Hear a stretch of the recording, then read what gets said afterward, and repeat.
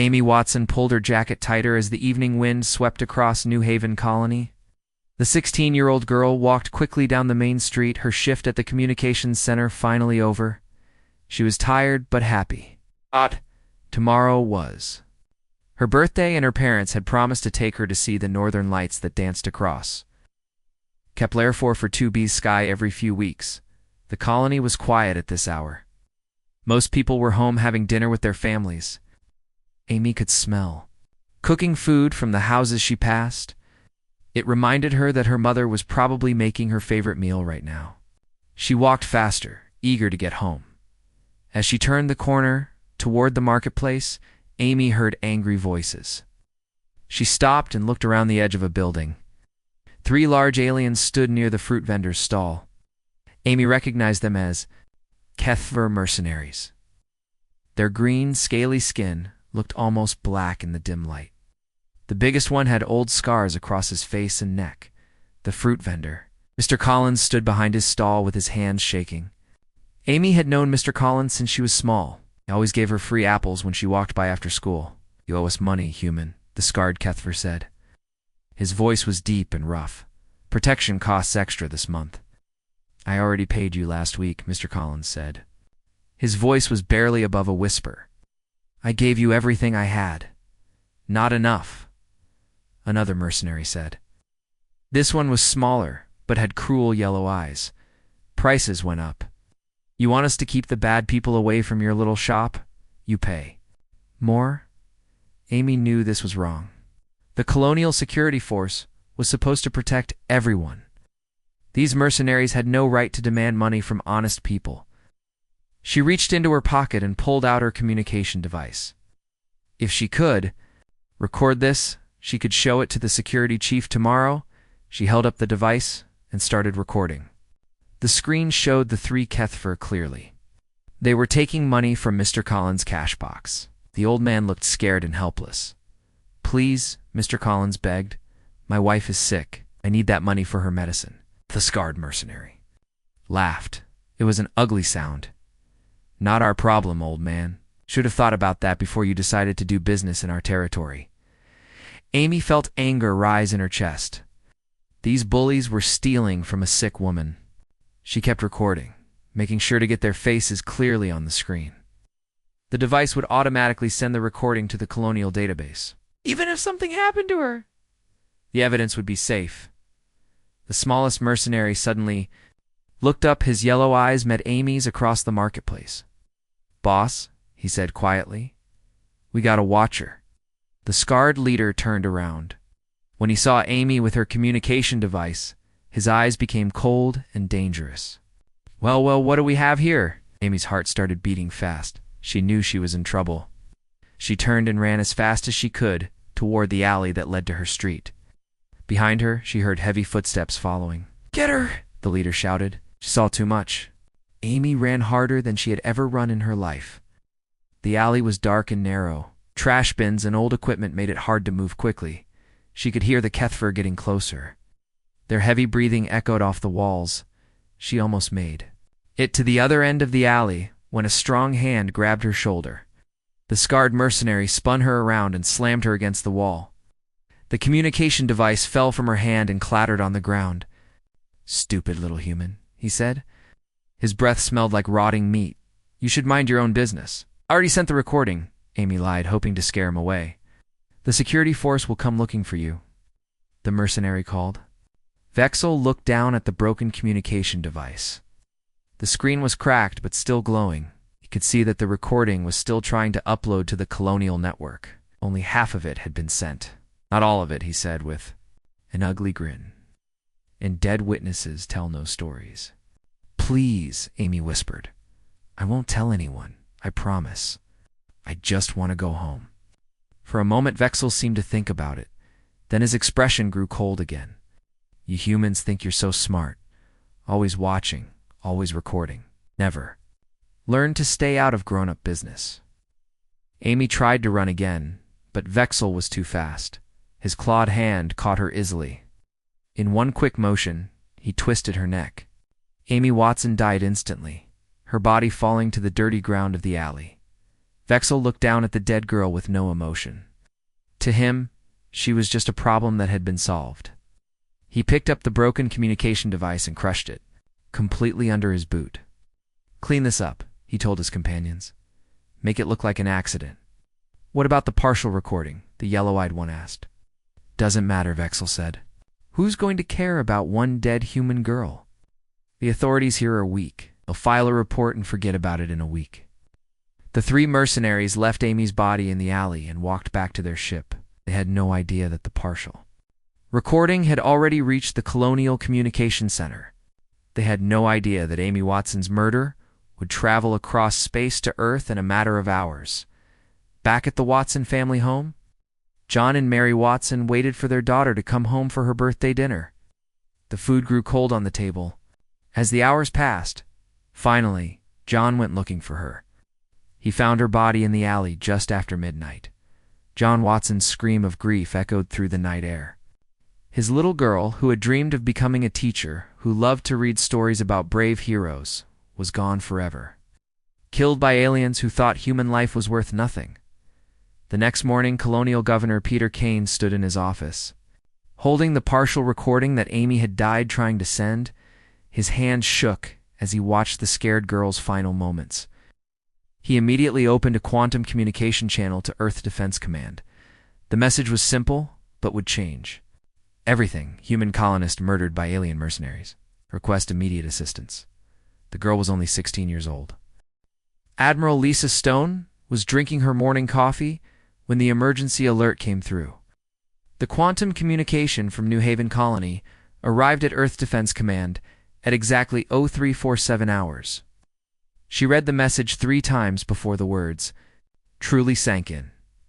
A 16-year-old girl murdered by alien mercenaries who thought they could kill humans without consequences. Stone immediately called an emergency meeting of the Human Defense Council. Within 2 hours, representatives from every major Earth nation sat around the oval table in the secure conference room. The Admiral played Amy Watson's partial recording on the main screen. The room fell silent as they watched the scared teenager try to do the right thing. They saw her run for her life down the dark alley. They heard her beg for mercy. The recording cut off just as Vexel grabbed her shoulder. "The colonial authorities found her body 6 hours later," Stone said quietly. "The Galactic Arbitration Council has already ruled on the case.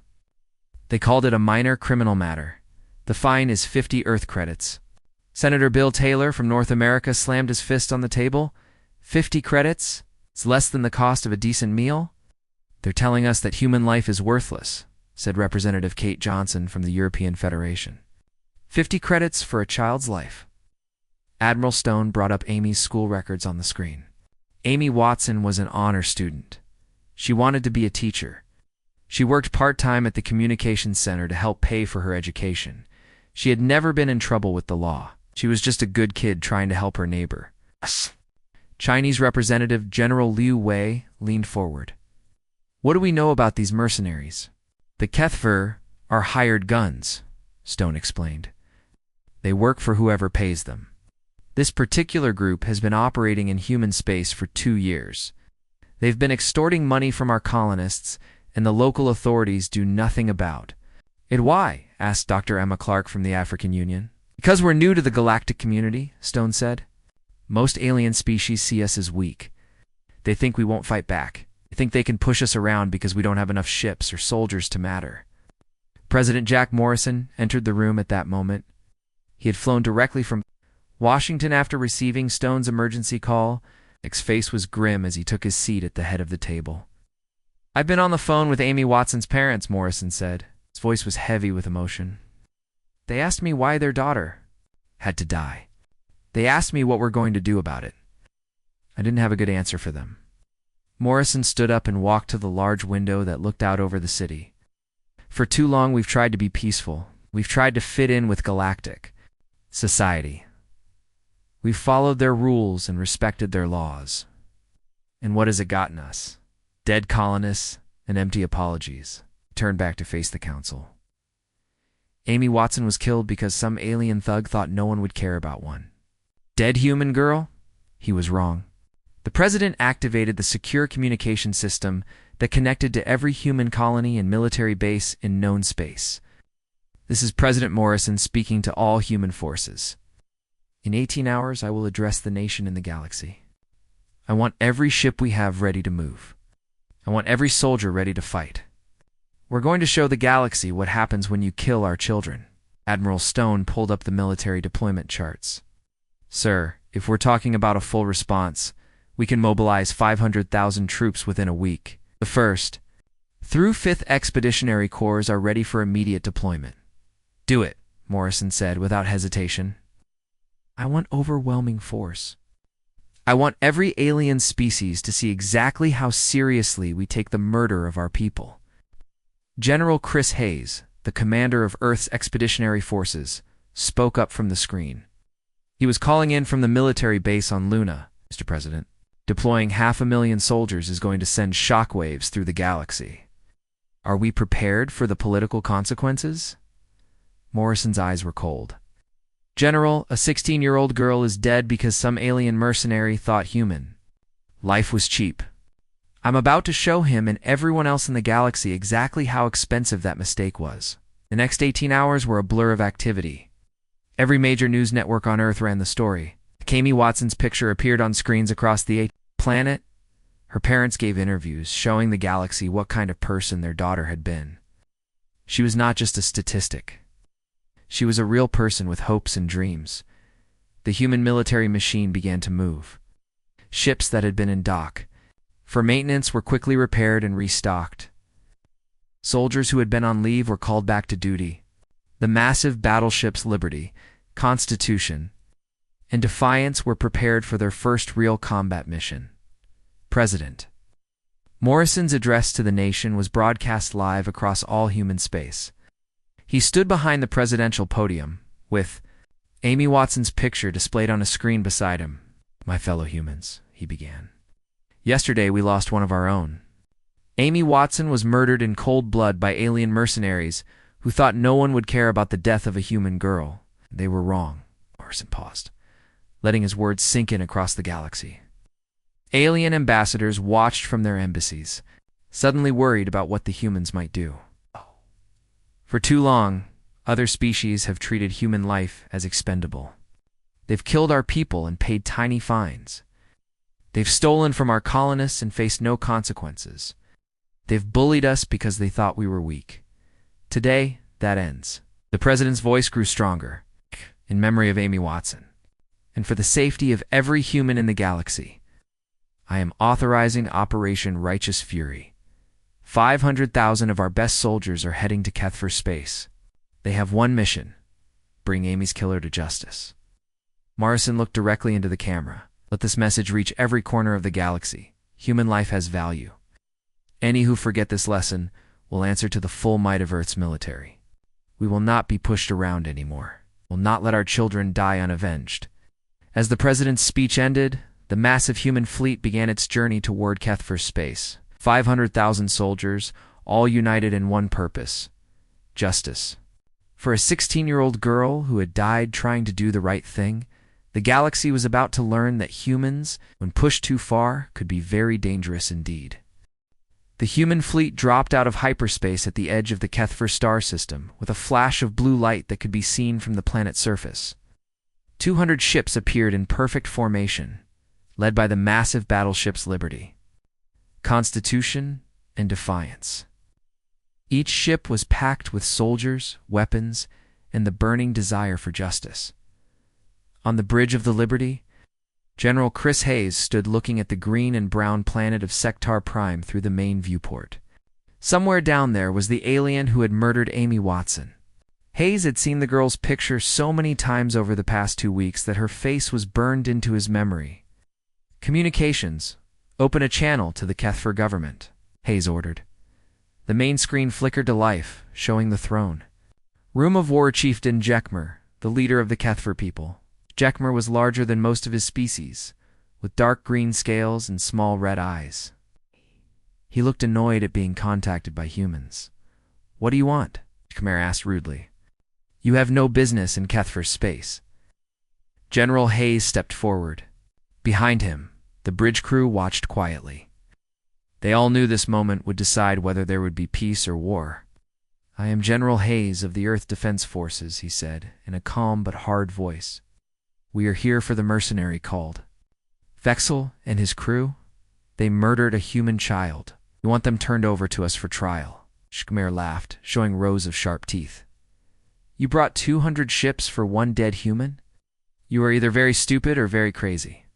"We brought 500,000 soldiers," Hayes corrected, "and we're not leaving without the killer." The war chieftain's laughter stopped. 500,000? For one human girl? You have lost your minds? "Vexel and his crew have 24 hours to surrender themselves," Hayes said. "After that, we will come and get them ourselves." "You cannot threaten us on our own world," Jekmer snarled. "Mercenaries do not work for the government. They have no control over what they do." Hayes pulled out a datapad and read from it. "Vexel's mercenary license was issued by your government. His ship is registered on your world. His crew pays taxes to your treasury. You know exactly where he is." "Even if that is true," Jekmer said, "we will not hand over our people to alien justice. Leave our space now, or face the consequences." Hayes looked at his watch. 23 hours and 58 minutes, he said, then cut the communication. The countdown began immediately. Every ship in the human fleet prepared for battle. Soldiers checked their weapons and equipment. Marines loaded into dropships. Fighter pilots ran final tests on their craft. On Sector Prime, the Kethver military went to high alert. But they had no idea what was coming. 20-4 hours later, to the second, General Hayes opened communications again. War Chieftain Jekmer appeared on screen, still sitting on his throne. "Have you come to your senses?" Jekmer asked. "Are you ready to leave?" "Have you arrested Vexel?" Hayes asked. "We do not bow to human demands," the war chieftain replied. Hayes nodded to his weapons officer. "Operation Righteous Fury is now active. Begin Phase 1. What happened next shocked the Kethver completely. The human fleet did not attack military bases or government buildings. Instead, they focused on very specific targets. Every spaceport on the planet was hit by precise missile strikes. All communication satellites were destroyed by fighter squadrons. Orbital defense platforms were blown apart by the big guns of the battleships. Within 6 hours, Sector Prime was completely cut off from the rest of the galaxy. No ships could land or take off. No messages could be sent to other worlds. The planet was isolated and helpless, but the humans were just getting started. Colonel Don Taylor led the first wave of dropships down to the planet's surface. His soldiers, from the 82nd Airborne, landed in 12 major cities at the same time. They moved fast and with deadly purpose. The Kethver military tried to fight back, but they were not ready for the human assault. The soldiers from Earth fought with a fury that the aliens had never seen before. They carried pictures of Amy Watson on their uniforms and spoke her name before every battle. Remember, Amy Watson became the battle cry of the human forces, Taylor's. Men did not target civilians or destroy buildings unnecessarily. Their mission was very specific: find Vexel and his crew. They searched every building, every ship, every hiding place. They questioned everyone they met. "We're looking for the mercenary who killed this girl," the soldiers would say, showing Amy's picture. "Help us find him, and no one gets hurt." Something strange began to happen. Young Kethver, especially those with children of their own, started to help the humans. They looked at Amy's picture and saw a child who reminded them of their own kids. They began to feel ashamed that their people were protecting her killer. The human girl was just trying to help someone, a Kethver mother told Colonel Taylor. She did not deserve to die. "Vexel is a monster, and we know where he hides." War Chieftain tried to call for help from other alien species, but his communications were still blocked. He tried to use his military to push the humans off his world, but they were too strong and too determined. On the third day of the invasion, Jekmer finally agreed to meet with General Hayes in person. They met in the ruins of the capital city's main spaceport. "This is madness," the war chieftain said. "You have invaded our world and destroyed our defenses, all for one dead human." "Her name was Amy Watson," Hayes replied. "She was 16 years old. She wanted to be a teacher. She died because your mercenary thought human life was worthless." "One life cannot be worth all this destruction, Jekmer." argued. Hayes looked around at the damaged buildings and smoking wreckage. Every piece of concrete we've broken can be rebuilt. Every ship we've destroyed can be replaced. Amy Watson cannot be brought back to life. The general stepped closer to the alien leader. You had a choice. You could have handed over one murderer and avoided all of this. Instead, you chose to protect him. Now your world pays the price. What do you want from us? Jekmer asked, his voice defeated. Vexel and his crew, Hayes said simply, give them to us, and we leave. Protect them, and we stay here until we find them ourselves. That night, for the first time since the invasion began, Jekmer seriously considered surrendering the mercenaries, but his pride would not let him bow to the humans. He decided to keep fighting, not knowing that his decision would lead to even worse consequences. The hunt for Amy Watson's killer continued, and the human soldiers would not rest until justice was served. News of the human invasion spread across the galaxy faster than light speed. Within hours of the first attacks on Sector Prime, every major species knew what was happening.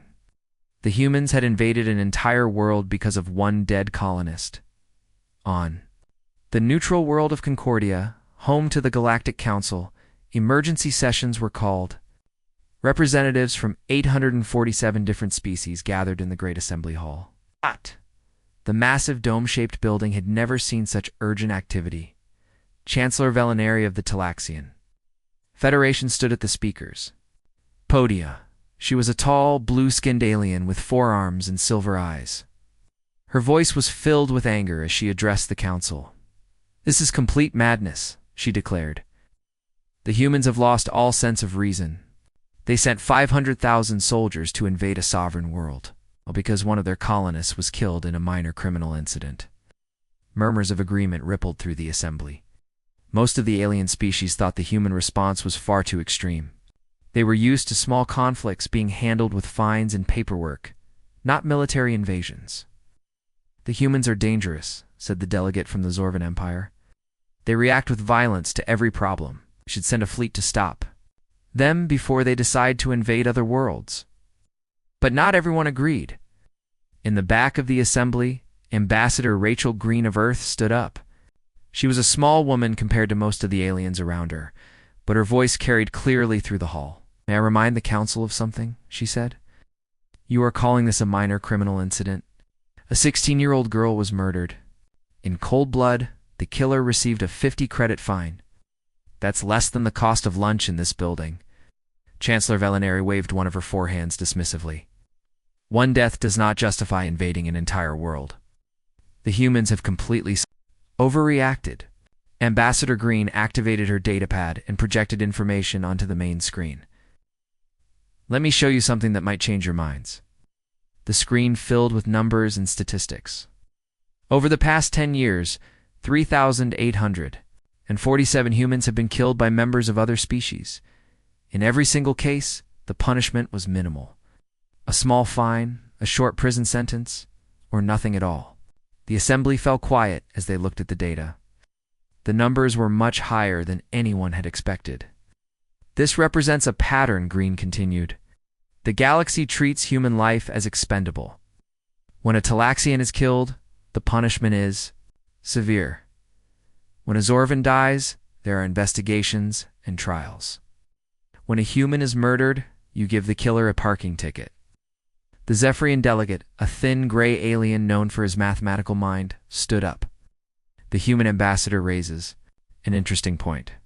According to these statistics, humans are 23 times more likely to be victims of violent crime than members of other species. The legal system is clearly biased against them. That's not the point, Chancellor Velinari argued. The point is that civilized species don't respond to crime with military invasions, don't they? Ambassador Green asked. She brought up more data on the screen.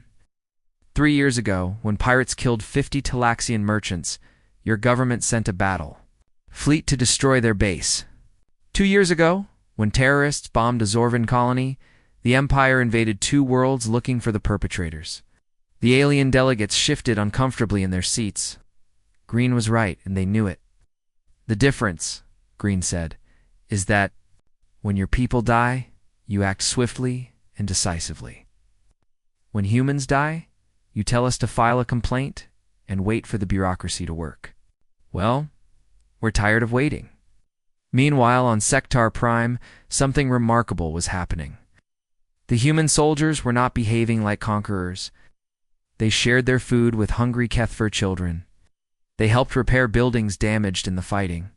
They showed respect for Kethver customs and traditions. Most importantly, they kept showing Amy Watson's picture to everyone they met. They told her story over and over again. How she worked to help pay for school. How she wanted to be a teacher. How she tried to help a sick woman by reporting criminals. A group of young Kethver mothers approached Colonel Taylor's base camp. They carried signs with Amy's picture and words written in both human and Kethver languages.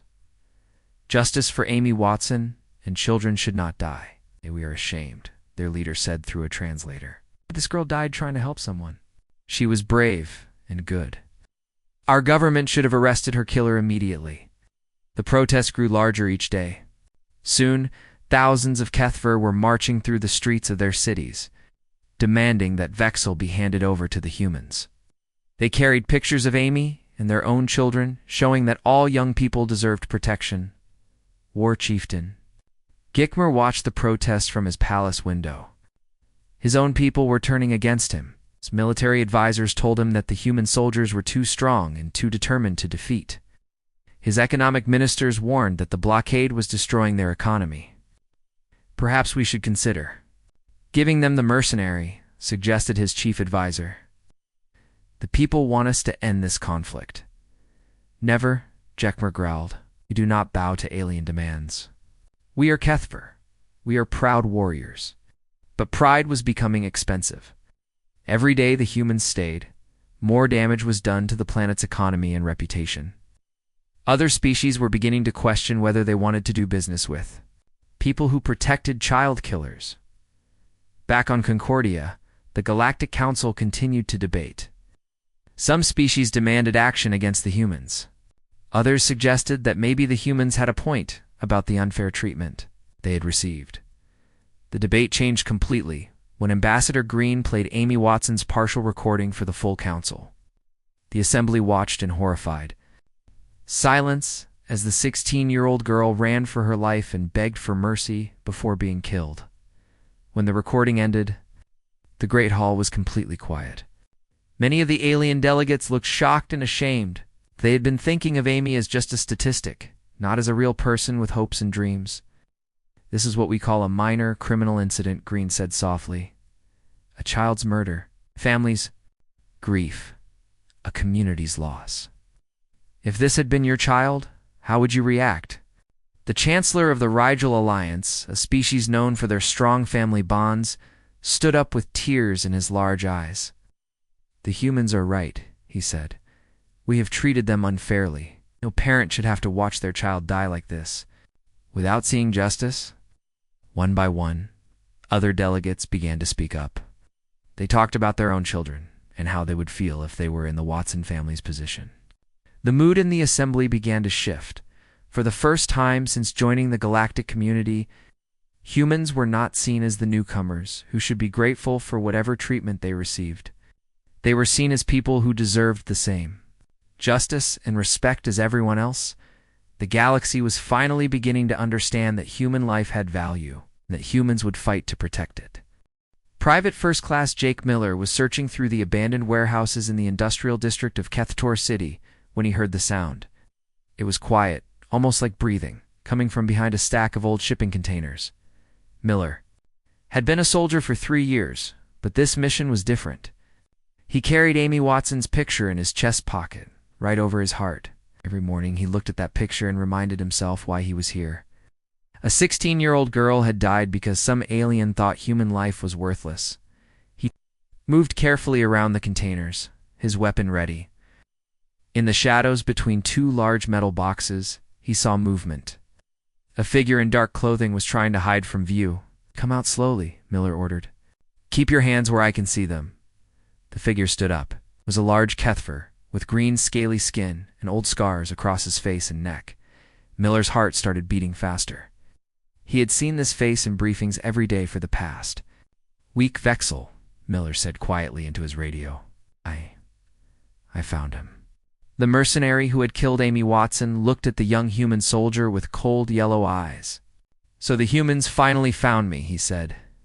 I wondered how long it would take. You're under arrest for the murder of Amy Watson, Miller said, keeping his weapon pointed at the alien. Vexel laughed. You started a war over one dead human girl. Your species really is crazy. Miller thought about Amy's parents waiting on Earth for news. He thought about the 16-year-old girl who had just wanted to help someone and ended up dying in a dark alley. His voice was steady when he spoke. She had a name. She had a family. She had dreams. You took all of that away because you thought nobody would care. I was right, Vexel said. Nobody should care about one human. You're wrong, Miller replied. 500,000 people cared enough to come here and find you. Within minutes, the warehouse was surrounded by human soldiers. General Hayes himself came to oversee the arrest. When he saw Vexel in handcuffs, he felt a deep satisfaction. The hunt was finally over. The mercenary was transported to the human flagship Liberty for trial. The military court was set up in the main cargo bay, with General Hayes serving as the chief judge. Representatives from the Galactic Council were invited to observe, to ensure the trial was fair and legal. The evidence was overwhelming. Amy's partial recording showed Vexel taking money from the fruit vendor. Witness testimony from Mr. Collins identified the mercenary as the leader of the extortion ring. Most damning of all, Vexel himself confessed to the murder. Yes, I killed the human girl, he said without emotion. She was a witness to our business. I eliminated a problem. She was a child, General Hayes said. She was trying to help a sick woman. Vexel shrugged. Not my concern. Humans are weak. The galaxy is better without them. The trial lasted 2 days. When it was over, the military court found Vexel guilty of murder in the first degree. The sentence was death by firing squad. Before the execution, Amy Watson's parents were allowed to address the condemned mercenary through hologram. Transmission from Earth. John and Mary Watson stood together, holding hands, their faces showing the grief that had never left them. Our daughter was going to be a teacher, Mary Watson said, her voice breaking. She loved children. She wanted to help them learn about the stars and the planets. She dreamed of opening schools on the frontier. Worlds. John Watson stepped forward. Amy believed that everyone deserved a chance to learn and grow. She believed that people were basically good. You took that belief and you destroyed it. You took our little girl and you killed her for no reason. Vexel showed no emotion as he listened to the grieving parents, even faced with their pain. He felt no regret for what he had done. The execution was broadcast live across the galaxy. Billions of beings watched as Vexel was led to the execution ground. He was offered a chance to make a final statement. I regret nothing, he said. Humans are weak and deserve to die. The firing squad consisted of 12 soldiers, all volunteers. They had all requested the honor of serving justice for Amy Watson. When General Hayes gave the order, Vexel died instantly. After the execution, Hayes addressed the galaxy through the same broadcast network. Let this be a message to every species and every individual in the galaxy. Human life has value.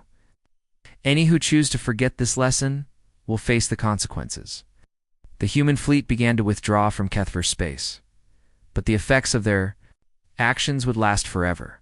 The Galactic Council immediately began working on new laws called the Watson Protocols.